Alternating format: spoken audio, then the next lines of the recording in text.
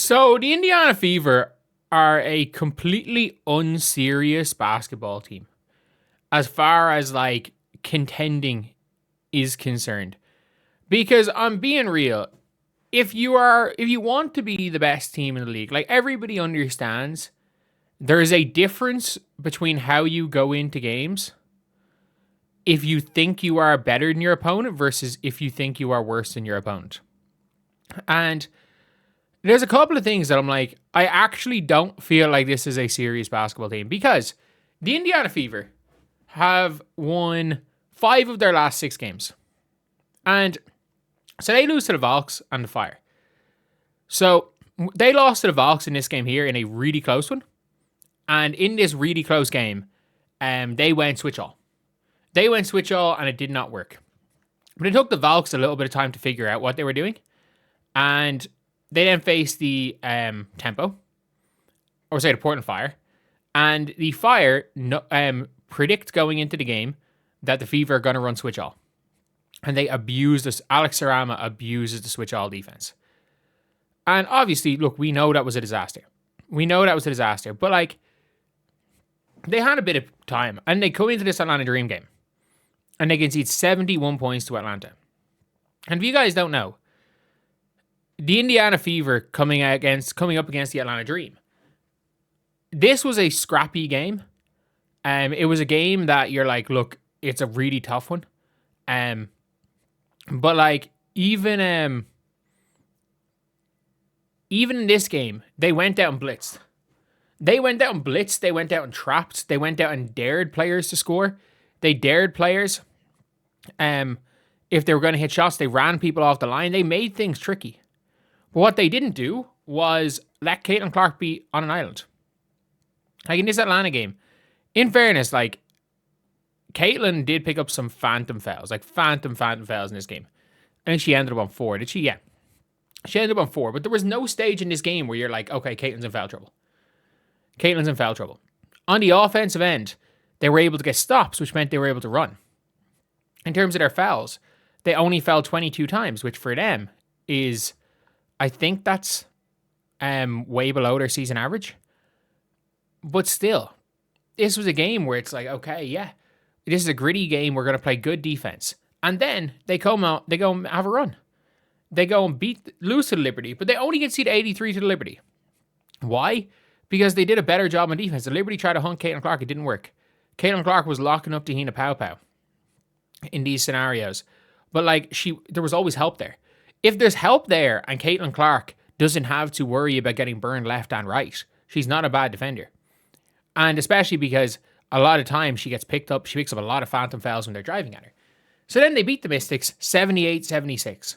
They beat the Sky, where defensively, Sydney Taylor just went off. They concede 75. I'm just going to look at this. And again, as a tempo, it was just an up-tempo game. But they did not. They went out yesterday by saying, do you remember the defense that we conceded 100 points to the Portland Fire with playing? We're going to go back to that. Like, Atlanta didn't run that many pick and rolls. But we're going to continue. We're going to take away our help defense. And remember the offense that's been working really well. We're going to go ISO ball. And, like, I don't think people understand that this is the most flattering score line for that game. Like, Caitlin Clark and Kelsey Mitchell at different times of the game were unbelievable. Like, this is one of the worst process games I've ever seen. As in, if you play like this 44 times a year, you win, you go 6-38. Like, if your goal is, okay, we're going to not generate, we're not going to run any plays for anybody. We're not going to try to get anyone open. Caitlin and Kelsey, one quarter, Caitlin, it's your job to go ISO. Next quarter, it's Kelsey's job to go ISO. But for a few minutes in the quarter, if you want, you can have Aaliyah go ISO. It is your turn, my turn. And we all know that sometimes in playoff games, a game breaks down and it becomes your turn, my turn. You can't do that in like game 15 of the regular season. And especially when you just scored 113 points playing out of the Aaliyah Caitlin pick and roll. And they were running all this weird get action, and everything Caitlin was doing was going just downhill to the right, and she had more ISO possessions than I've ever seen. And I understand Ryan Howard, they were funneling Caitlin inside. But like a slight adjustment for the other team should not make you 180 out of your system. It should not make you, as a team, lose everything. There's no reaction. There's no initiative on this team. Like, there's no ability to read what a defense gives and react to it. There's no ability to adapt. Like, Stephanie White, whatever, like, before games, this is literally it. So, have you ever heard the clip? I'm just going to play the clip from Ted Lasso. This is the equivalent of Stephanie White plan for a game. I need to show you guys this. I don't want to show the clip. I'll play the audio. If you've ever seen the Ted Lasso False 9, it's this here. Let's take a listen. One thing we cannot do against West Ham is the false 9. Because that's nice shit. Exactly. So we decided to go with our classic 4-4-2. Which is exactly what that prick expects us to do. So we do the opposite. 5 up front. Full on attack. But Nate knows we're going to do that. Because Nate knows that we're trying to outthink him by thinking like him. Well, fuck Nate, fuck thinking, and fuck fucking Socrates. So we got to stop thinking like Nate and start thinking like Nate would think we would think if Nate were thinking like us. And then do the last thing that Nate thinking like us, thinking like Nate, thinking like us would ever expect us to do. Have Zava drop back and play Nate's false 9. Like, that's basically it. She's like, oh, okay, we can't switch everything. So we can't switch everything or leave Caitlin on an island because this team has 5 downhill drivers at all time. So what about that trapping defense that worked the last time? They're gonna expect that. So we're gonna leave Caitlin on an island again. They're definitely gonna game plan for this game. They're gonna game plan for this game, expecting us to play defense like we did the last time. But we're gonna change it up. We're gonna let them target Caitlin every single time, put Caitlin on an island because they're not gonna expect that. Well, maybe they will expect that. So we're gonna go into trap. No. We're gonna go and do that. Like Stephanie White cares more about winning the psychological battle over her opponent coaches than she does about whether or not this team concedes 100 points a game. Like, how exactly do you have a losing record when scoring 100 points? Like,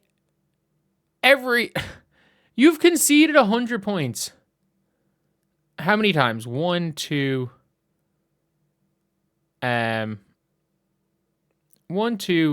3, 4. You've conceded 100 points 4 times. Like, this is horrifically awful. And nobody quote fucking defensive rating at me. I don't care. Like, I don't think people understand. The shorter the game is, the less the analytics matter.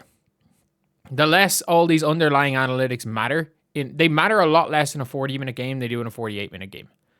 Like, you've seen it. The team that's most gone into analytics are the Sparks, and they stink. Analytics do matter, but they matter less. That being said, like, what are we doing? This is not a serious basketball team, and it's literally like on a game-by-game basis. I've watched back, and I watched back this game, the Tempo game, and the Atlanta Dream game the last time. The Fever, I shit you not, look like 3 different teams. In this one here, they look like this gritty team that were an elite defensive team and a well-oiled unit on the defensive end, and on the offensive end, scrappy. I'll use the word scrappy to describe them on offense this game because they weren't good. But if you remember this game here, like, they just fought. They were a scrappy offensive team, and shout out to Kelsey Mitchell again, who cooked. She cooked in that third quarter. Caitlin got them back in the game, and Kelsey Mitchell won it for them. Against the Toronto Tempo, they looked like we're going to outgun you. We're going to outgun you. We're going to play this free-flowing half-court offense that's unguardable because if you help off Sophie Cunningham, Sophie's going to hit shots. We're going to be this super aggressive in the pick and roll. And what we're going to do again is we're going to just be relentless. We look like the best offensive team in the league. Everyone's getting touches. Everyone's getting shots. And then yesterday, they looked like a team that we're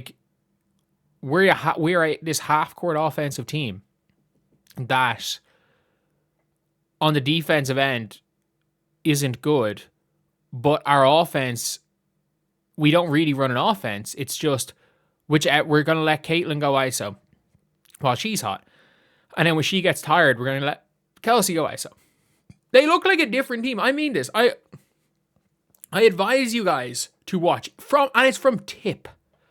It's not like they're adjusting as the game goes on. From tip off, they look like a different team. I advise you guys to go watch back a bunch of different Fever games. They don't have a play style. They don't have an identity. Like yesterday's game, I'm not even going to say yesterday's game, like they have spells in the game where they look like they're trying to be last year's playoff Fever team. Then they had the Portland game where they looked like they were trying to be a little bit more compact version of the 2024 Fever. And it's just, it's not going to work. A team has never won a championship without an identity. Have they? Like, could you imagine if the Golden State Warriors every now and again just said, let's just say the 2017 Golden State Warriors were like, okay, teams expect us to run a bunch of off-the-ball stuff for Steph Curry and Klay Thompson. So, David West, you're a really good post player. We're going to run through the post for David West today. Like, you don't do that. You have an identity. And unfortunately, in the regular season, whatever about the playoffs, where you adapt, you have to form an identity. Because you have to have a plan A. This team has a plan B, C, D, E, F, G, H, I, J. They don't have a plan A. And like they won the playoffs last year, as Stephanie White said, that there was so little familiarity that they didn't run any plays. They just winged it. Stephanie White was a motivational speaker last year. They had no plan on defense. They had no plan on offense. Their plan was to go into every game thinking, win by any means necessary. And whatever about the playoffs going in with that tactic, you cannot do that in the regular season. There's going to be too many ups and downs. There's going to be too many games like this where you just don't, and you're not even prepping for the playoffs. I understand with Steph White, and the one thing Stephanie White has done much better than Christy Sides is the Fever have a plan B. Like, if shit's not working, the Fever can become this scrappy team and compete. But I'm sorry, like, we gotta be real here. That can't be your plan A. Your plan A can't be, we're going to game plan for what we think. We're going to try bamboozle our opponents and like outthink our opponents before the game. And if that doesn't work, we just lose. That's the problem. Every single coach comes in with a game plan to try win or lose.